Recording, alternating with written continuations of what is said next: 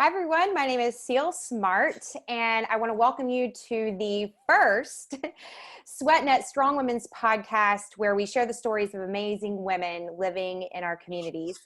Today on the show, we have Jen Dufresne, who is a top run coach in Charlotte, a Lululemon ambassador.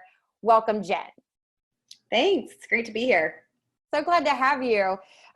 Just to kind of, I know that you're pretty well known in the Charlotte community and SweatNet, but just wanted to touch on a couple things I think that people should know about you that they may not already know. One is you're a wife and a mom of 3, and your kids are all under the age of 6. It's crazy. Yeah. And then just having them home for the past couple weeks has been even more crazy, but yeah, that's a whole nother job, right? wanted them all to be close because it just makes it harder but easier to manage, and allowing them to be friends, hopefully for a long time. Oh yeah, no, I think it creates that close bond that they'll always have. So that's amazing. Yeah. And then you're also a certified personal trainer, and you have training.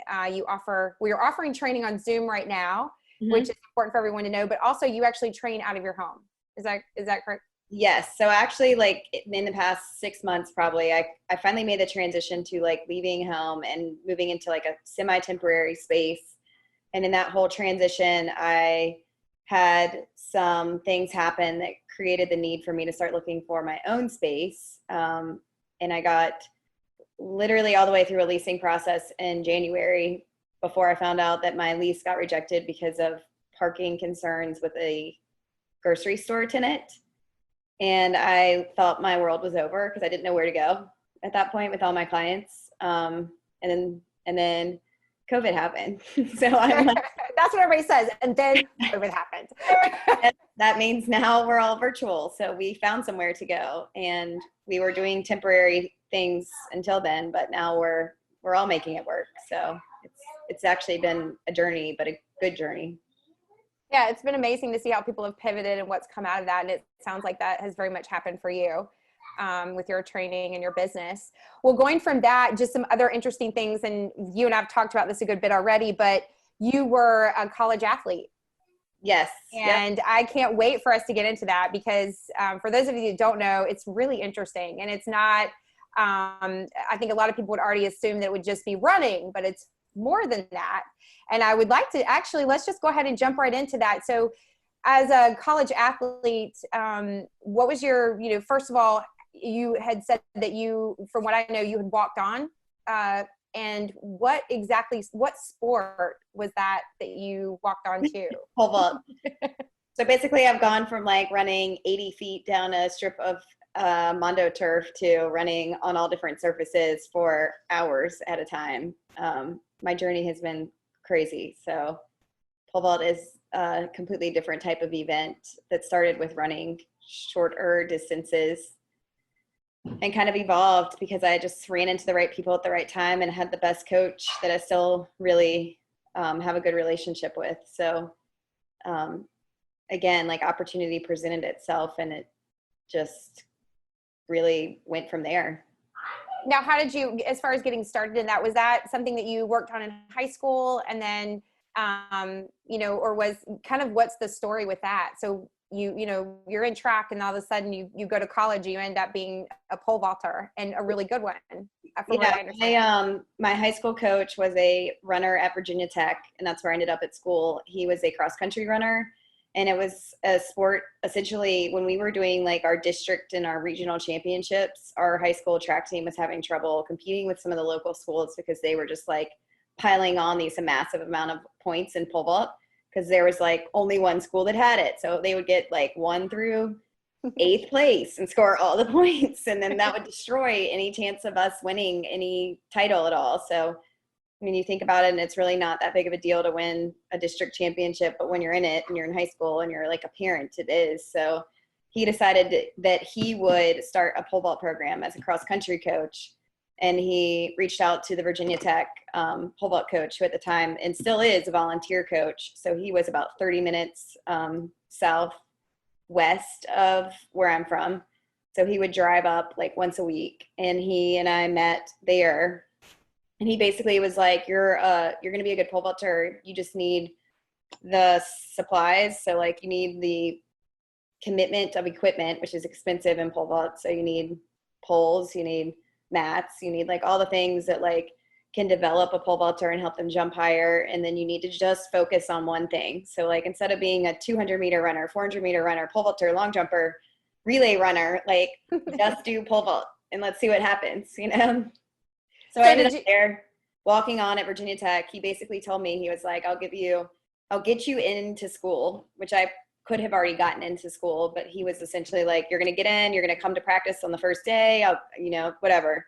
And from there, I basically came in jumping like 10 feet as a senior in high school, and I graduated jumping like almost 13 feet. So in a matter of like 4.5 years, I was able to jump almost 3 feet higher, which in pole vault is, I mean, think about that's like the height of my kid. You know what I mean? Like, that's significant. Yeah, I was going to say that puts it in real perspective. The height of your kid is like how far along you came through that journey. So was it something that you loved immediately, or did you grow to love it? I liked it because I was good at it. So I was like, whatever, like I can place at states, like I'm good at it. So, whenever you're like good at something, you tend to like gravitate towards it. I liked all the different aspects of it though. So like, not only were you expected to be fast, but you had to be able to jump high, and then you had to be able to like have strength at the same time in a different way, like a gymnastics type strength, rather than just really focusing on like one thing. It was like every day we were doing something different, which I think is one of the reasons why it kind of kept me interested in it for so long. So and I want to just go back to, and you were talking about you had to learn some gymnastic skills. Had you already, and what I mean by that is like, did you have to learn to tumble, or what kind of things did you already have mastered, or is this stuff that you had to, or you had to learn this?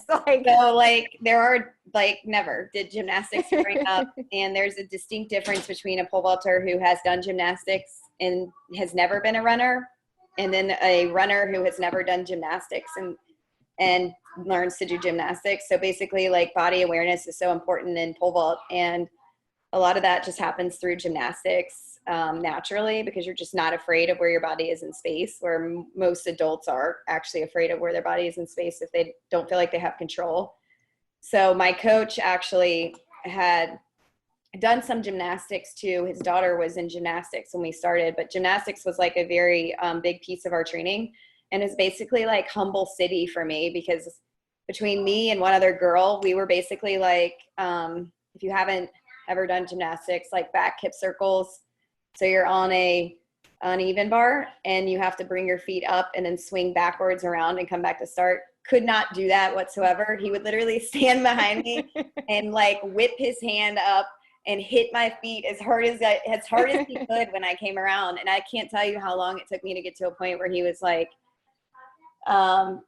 you got it. Like, you got to just trust me, before I could finally get around. And like, now I can do it. Like I can do it as an adult now, but just teaching myself as a 20-year-old versus teaching myself as a 5-year-old is a lot different, It so is. Like, learning anything at this point as an adult is such a challenge. And you're right. Gymnastics is not just like something you just automatically pick up and do.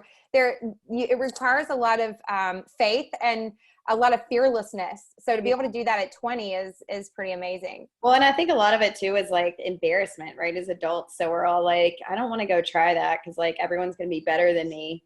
But again, like in that situation for me, it was like, I don't want to do that, but like I literally have no choice, and everyone is going to be better than me, but that's like no choice of mine, So I don't know if that helped me going forward with being in situations where I'm new and just like ripping the Band-Aid off and being like, you know what, I'm probably not going to be great at this, but whatever. You know what I mean? No, I think it's awesome that you had that experience, because like for sure, that when you face something new, and even like the time we're in right now and all the new challenges that come with that, I'm sure doing that at 20 has like really impacted you where you are right now. Yeah. So it's awesome how like the things that we go through, like it preps us for, moments down the road. Yeah. So I want to go right into the next question I have for you. So because I know that you're into the obstacle course, the races and Spartan and all of that. When you pick an event like that, or somebody picks an event like that, or a marathon, is it important just to stick to training specifically for that particular event?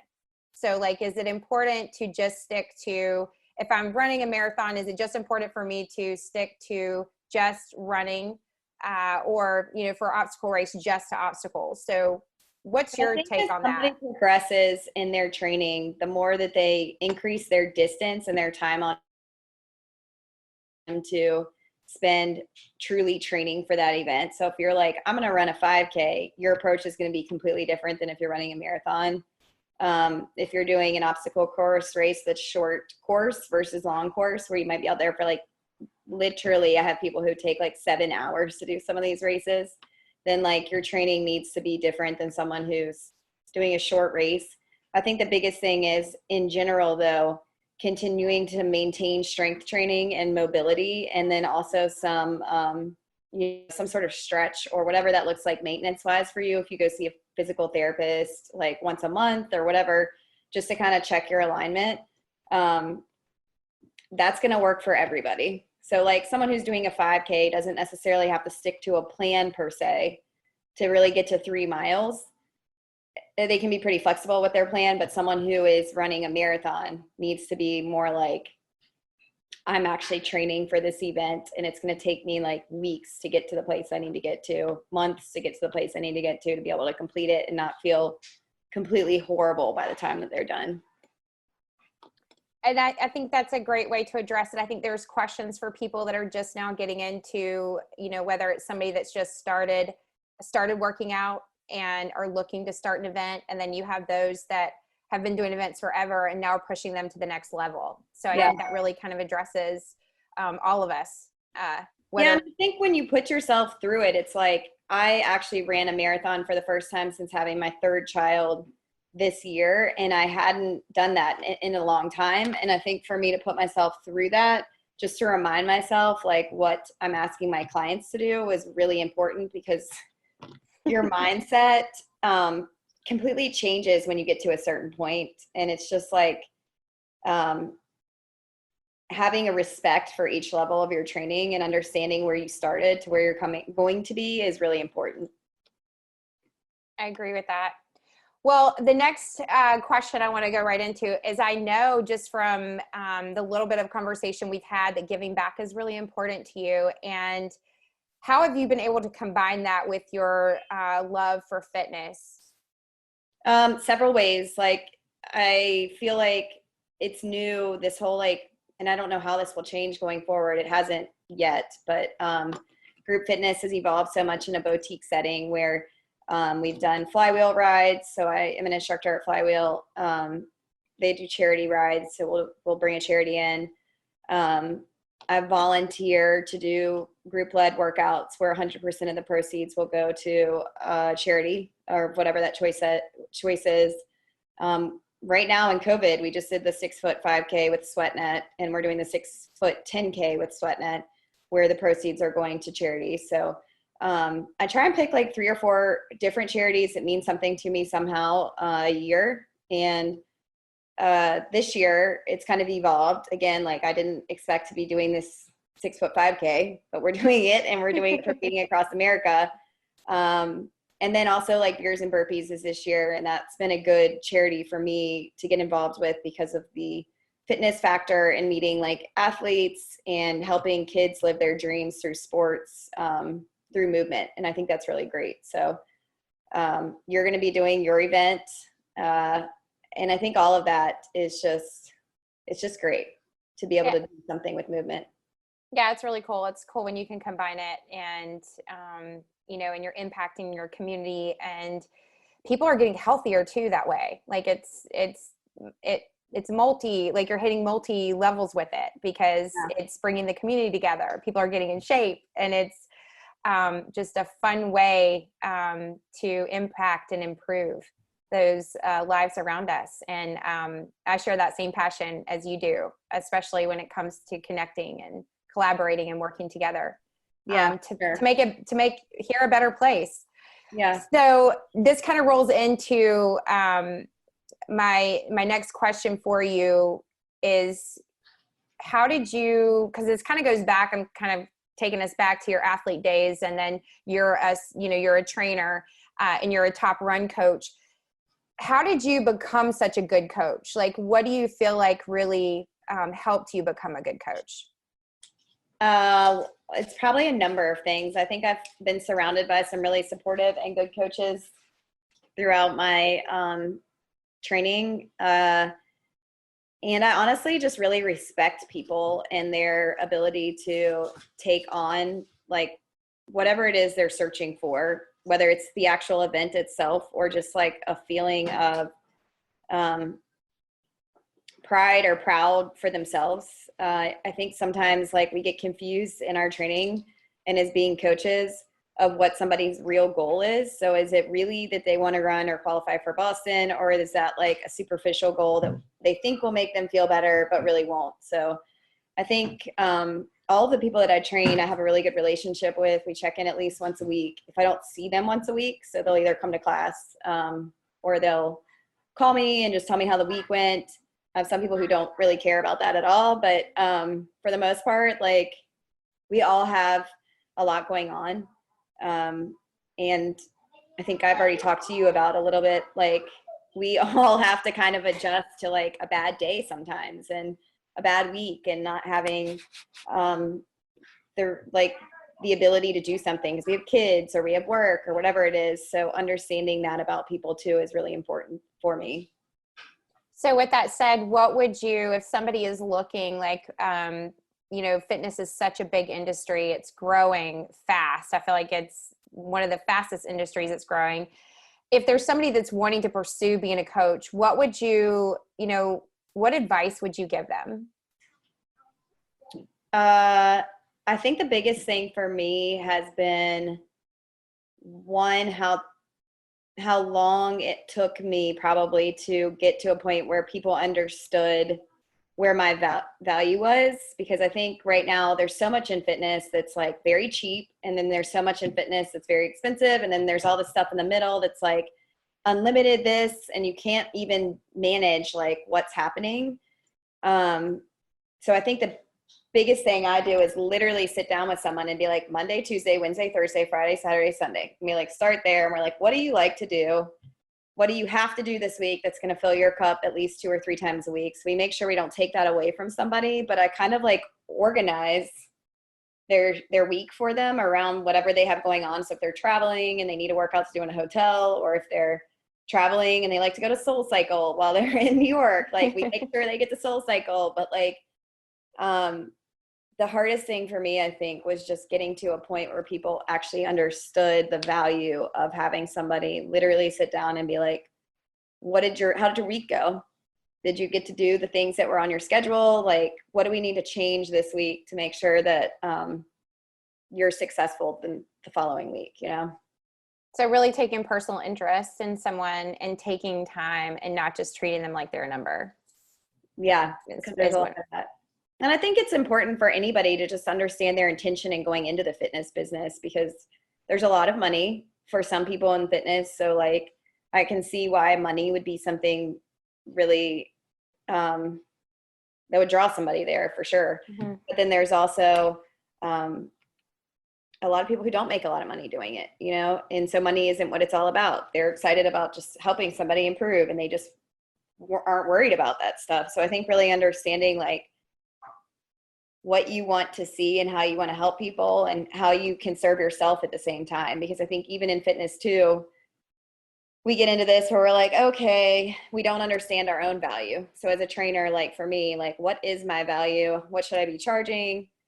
Is this enough for me? Is it worth my time? Oh, I'll just give this for free. And then you have your friends who are like, hey, can I just get a workout from you? And you're like, but this is my job. People pay me for this, and you're asking me to give it to you for free. So I think like managing all of that too, just to serve yourself as a trainer, is really important, because we tend to give a lot more sometimes when we're not careful with paying attention to what we actually get back from things, Yeah, I really appreciate what you're saying. And I think that speaks volumes about the people that are in fitness and are in this industry. And this is their job. This is their livelihood. And at the same time, yes, they want to help people, but they also they do bring value. And so I think that's a wonderful way to put it, is knowing your value. And there are going to be times when you have to say no. And that's hard. So Yeah. hard to do. When it's hard too, as someone new, because you think of everything like an opportunity where you're like, maybe if I let them only pay me this amount, then like they'll introduce me to somebody who, and you're like constantly trying to like validate or justify like why it's okay when it probably is not, you know? No, absolutely. Okay, so we're gonna move from here, and this is kind of a fun question. This certainly isn't serious. What is your what are you? I don't want to say what necessarily you're known for, but more or less when you are either, because for me, I told you this, I know I'm in zone, and people know I'm in zone if I have my beats on. So that's my jam, or hoodie. If I'm wearing a hoodie and I have my beats on, I'm all in zone. I'm game on. I'm serious about what I'm doing. So what is that for you? In zone right now. It's so funny because we talked about this. Right. We talked about this, and then look at me today. I know. Like, that's it right there. it's a hazmat version, but yeah, when I'm at a race or an event, I would say the biggest thing that people will notice first if they see me running, not only is the way that I run, because I still try to run like I did when I did pole vault, but also my hair, because I always have it pulled back in a braid. I also get this monster bomb of knotted hair. So if you see me running, you usually see the TikTok of my hair ponytail going back and forth. And that's how we know that you're serious and you're in zone. And that's where you're like, oh, there's Jen. Yeah. Me running down the road on my toes and my braids flipping around, and that's me running. That's awesome. Yeah, I always love to ask that. It's kind of like, what's your favorite jam or favorite song? It's the same thing about if somebody wears something. Yeah. Yeah, no, I love music. It definitely drives me, but it's all different types. Whenever people are like, what's your favorite song to listen to? I'm like, it doesn't matter, really, as long as it's a song. It just keeps you moving. Yeah. Okay, so just to kind of end things and wrap things up, because I really appreciate you being on and being the first guest for this, and I know that you're going to inspire a lot of women who are listening and who will hear this. Is there anything else that you want to share? Is there anything else that you just feel compelled to share with all of us? I think the biggest thing right now in this current environment is to always keep looking forward, because I was literally in tears in January, standing in my shower, what is happening? And it's I've been in my own little playground right now.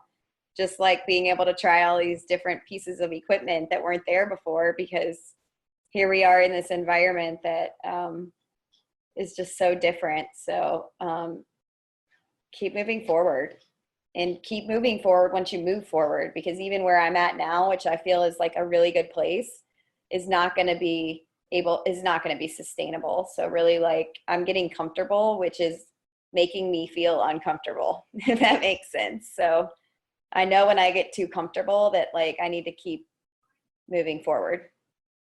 I totally agree with that. I feel the same way.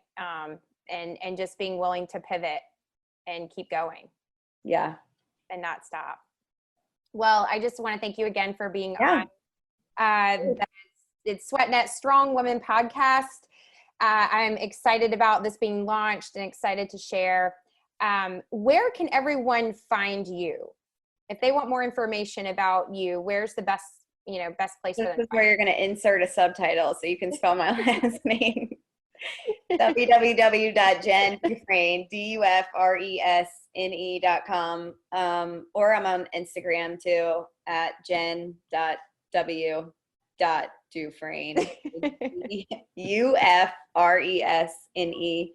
We're running the SweatNet 6 foot 10K now. So if anyone wants to do that race, I have a walking pace. So even if someone just wants to walk outside and listen to me talk to them, that's out awesome. there. Yeah, that's awesome. Well, we encourage everyone to do that. And you can sign up for that just by going to sweatnet.com. Yep. You can also go to Instagram at SweatNet Charlotte to find out more about SweatNet, what's going on, how you can get involved. We ask that you share this with your friends and other women that might need a boost or be encouraged or inspired. We ask that you share this. You can follow me. My name is Cel Smart. It's at Cel Smart on Instagram. And then also I'll be hosting the Be Amazing Weekend, which is an all women's weekend here in Charlotte on October 16th and 17th. There's so much information on it. I can't even get into all of that, but you can go to the Be Amazing Weekend Facebook page. You can also visit us at beamazingweekend.com for more information. I thank you again, Jen, for joining us, and so look forward to our next episode on the SweatNet Strong Women podcast.